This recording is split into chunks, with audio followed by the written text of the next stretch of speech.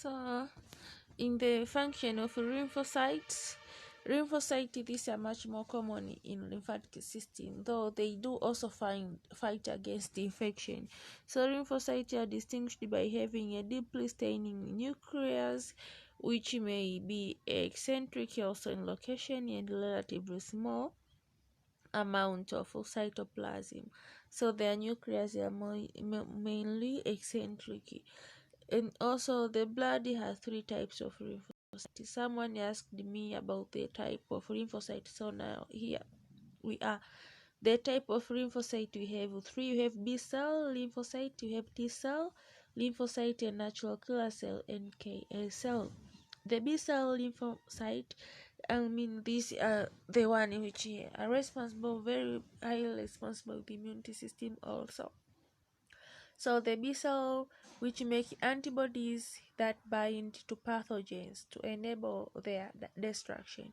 So this B cell, they do bind, they make antibodies which they do protect our body, protect against infection. So this B cell, they make antibody. This antibody are the one which they do bind pathogen. Pathogens means anything which can harm or can bring about a pathology to a body. For example, now if there is a cancerous cell, if there is any infection or bacteria or whatever, this antibody, they do bind with the pathogen, and also when they bind with the pathogen, they destruct this pathogen. We have also this T cell. The T cell include CD4 cell and T helper cell. These coordinate the immune response. They are what become defective in HIV infection. As we saw in HIV infection, microbiology went through the CD4 cell. So this CD4 cell are T helper cell, which they do being the HIV virus, they bind this CD4 cell, wanaingia kwenye CD4 cell na kuzidestruct. That's why we said these they become more defective in HIV infection. Also in T cell, also we have CD8 cell, of which this are cytotoxic cell. They are able to kill virus infected and tumor cell or cancerous cell. So T cell are crucial to the immune response because they possess a unique memory system which allow them to remember the past invaders and prevent disease when a similar invader is encountered. That's why we say this T cell, they have memory cells. They are memory cell. Wanakumbuka, for example, now uko infected na kitu fulani, wanatengeneza antibody, wanakuwepo na memory cell, wanakuwepo wanakumbuka yule pathogen, akija tena hataweza kukudhuru. Kama wanapata tetekuwanga, mtu akishaumwa tetekuwanga mara moja haji kuumwa tena, kwa sababu hizi T cells na memory cell, akipata huyo pathogen hatamdhuru tena.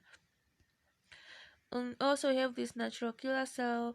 Natural killer cell, these are able to kill the cell of the body that are infected by the virus or have become cancerous. Zenyewe zinaua naturally. The last session now, the last objective is platelet or thrombocytes. These are minute fragment of cell consisting of small amount of cytoplasm surrounded by a plasma membrane. Kwenye zile cell tuliona kuna red blood cell tumemaliza, white blood cell tumemaliza, na ya tatu ilikuwa ni platelet au thrombocytes. Kwa hiyo kukua kuna infection, kuna kuwepo na thrombocytosis. Platelet zikiwa nyingi kwenye damu tunaita thrombocytosis. So platelet are roughly disc shaped and average about 3 micrometer in diameter. So they play an important role in controlling blood loss by forming platelet plug, which seals the hole in small vessels. So these are also which are responsible with is intrinsical responsible na clotting system. So they control blood loss. Mtu akiwa hana platelet nyingi ana bleed sana. That's why akiwa ana platelet chache tunamtransfuse platelet au tunamtransfuse fresh blood ambayo inakuwepo ina platelet. So the life expectancy for platelet is 5 to 7 days. I mean 5 to 9 days. Kwa mfano kuna platelet kwenye blood bank ikishakaa siku 5 mpaka siku 9 ina expire. So the platelet are raised in a unique manner by the shedding thousands of cytoplasmic fragments from the tips of process of megakaryocyte in the bone marrow. So the first detectable cell in this line is a highly basophilic megakaryoblast followed by megakaryocyte stage ambayo inakuwa iko matured, of which synthesis ya granules inaanza. So platelet yenyewe pia ina nucleus. Cell moja tu ambayo haina nucleus ambayo ni RBC.